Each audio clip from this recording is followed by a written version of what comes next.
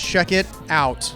I found Lauren Fates, Geek Girl Chicago blogger. Lauren, thanks for joining us. No problem. Happy to be here. Why don't you tell us how you got started on Geek Girl Chicago? Great. So there's not really a story. I've been a geek my whole life. Since I was little, super small, making Star Wars characters out of my Duplo Legos, and, been cosplaying for over 10 years. So my friend Jimmy Greenfield, who's now my boss at Chicago Now, was just looking for bloggers. Every now and then, the Tribune Blog Network puts out a call looking for people, and I wrote my pitch while I had a few drinks, so I can't even remember it that clearly, if I'm honest, but I just wanted to make a sort of Chicago-centric place for geeks to read every weekend, where they can hang out, where they can meet each other, what conventions are coming through, what celebrities are in town, and it's been going for about 3 years now. Yeah, and it seems to really be taking off, and it seems to be doing really well. Thank you. I don't feel that popular, but I can tell it's different than it used to be. I got invited to a convention. I got invited to WindyCon, so Absolutely. I must be doing all right. Here we are. Lauren, Yes. how many cons do you attend a year, and are they mostly local? Do you travel? I attend about a dozen conventions a year. I'd like to do more than that. Sometimes it's more like 15, sometimes it's more like 10.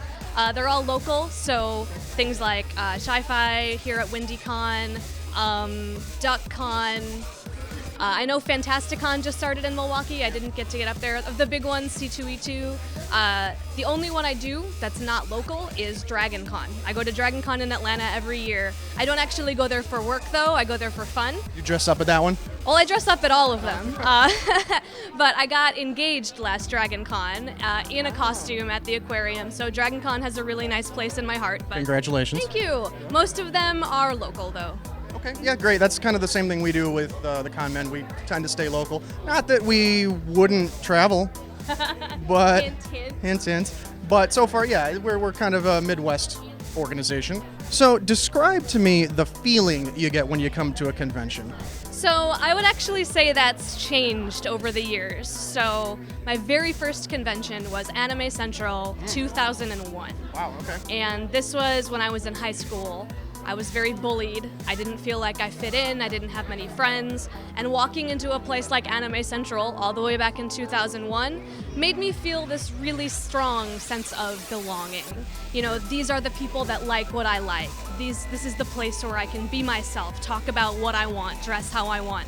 And it really changed my outlook, because up until that point, everything was just school. People treating you badly at school, go home, do your homework, come back to school, get bullied again. And going to a con was the first time I got to see there's a whole world out there. There's a lot of other people just like you who love the things you love, and they can be your friend. So since then, grown up quite a bit, did the college thing, had 2 career jobs since then, started Geek Girl Chicago. So now when I come to a convention, the feeling is different. The feeling is I'm so excited to take photos of beautiful cosplayers, to meet people like your show, and to really make people who used to be like me, real bullied and scared and introverted, make them feel like someone wants to meet them and wants to take a picture of them, and that they can feel welcome and they can feel good about themselves. So now I'm excited to bring my work to a con. It's a completely different thing. Yeah, our experience has been they've all been very inclusive places, like what you're saying.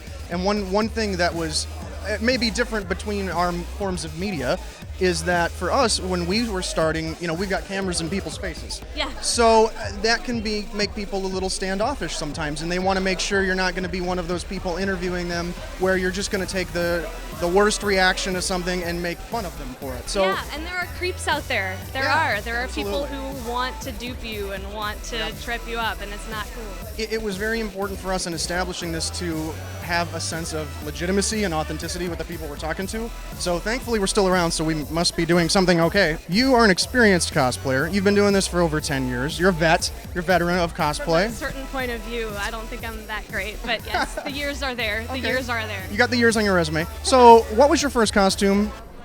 So the first costume I ever made was Yuna from Final Fantasy X. Nice. That said, I'm going to tell you the story of the first costume I ever wore, which was made by somebody else, and it was a disaster. This costume was Aisha Clan from an anime called Outlaw Star. and a friend's mom made it for me. And it was, bless her, it was horrid. Do you have any photos of this that we can cut in right about now? No, there was no wig. It was fitted weird. Aisha wears armor, and there wasn't any. Aisha has a big white braid down her back, and there wasn't that.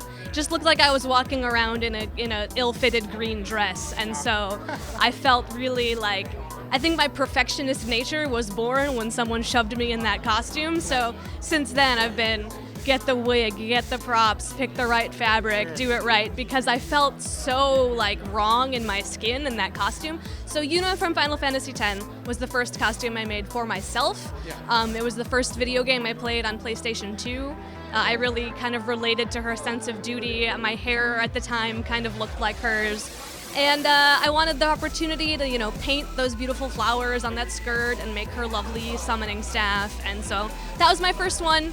My friends lately have been begging me to do it over because it was not good. It was like weird, shiny prom fabric, but I loved it so much. So I'll probably make it again soon, sort of as a tribute to my first ever cosplay. Go back to the roots. That's important. Yeah. It's still a costume that people recognize. It's still a game series that people love. It would still hold up. So what is your favorite / next? So that might be your next one, maybe. It might be my next one. My favorite costume is Elizabeth from BioShock Infinite. Oh, sweet. I brought it with me. I'm going to wear it tonight. It's my favorite not only because I think it's my most well-made piece, but also because I got engaged in it. That's part of the story. Oh. And my now husband was dressed as Booker DeWitt. And Irrational Games actually posted the picture of us getting engaged on their website. And spoiler alert, mute this if you haven't played the game, Booker is actually Elizabeth's dad. And so the whole internet was like, gross, they're getting married, ew! I mean, congratulations, but you guys are sick! And I'm sorry, I started making the costume before I got to the end of the game. How were you what supposed am I to know? gonna do? How were you supposed to know? It was a good twist, it was a surprise. It was a good game. What is the Cosplay is Not Consent movement, and how did you get involved? All right, well, it's odd to me that it's called a movement, but thank goodness it's at least coming to light finally. The idea of cosplay is not consent is that, unfortunately, many women, but also men, when they wear their costumes, get some unwanted attention from people. Whether that's being touched without permission, whether that's getting comments that are unwelcome, anything that makes you feel physically uncomfortable, threatened. Cosplay is not consent. Just because you're dressed up doesn't give anyone permission to say what they want, to do anything sexual, to touch you. And the idea behind cosplay is not consent is that you're still a human being and you're still empowered, and no matter what you're wearing, if somebody wants to give you that sort of attention, you deserve to give consent. You have to be the person to say, I'm okay with you putting your arm around me in this photo. I'm okay with you flirting with me. Whatever, like anywhere on that spectrum, you're a human. If someone wants to come at you that way, you have to give consent. Sure. Just, like in normal life, this isn't rocket science. It doesn't just involve costumes. Yeah. In general, you should be able to consent if someone wants to come at you like that. Right. Don't be a creepy person. Yeah, don't be a creep, everybody. Yeah. Don't do it. And that's part of what Cosplay is Not Consent is about. There are people who are very quick to victim blame, to say, you dressed up in a sexy outfit, you must want me to touch you. And no, I don't want that. And so spreading the word about that truth, making people realize that it's not my issue that I dressed up, it's your issue to treat me like a human. And the way I think the community sort of involved me in that is I have a blog article called 5 Things You Should Never Say to a Cosplayer.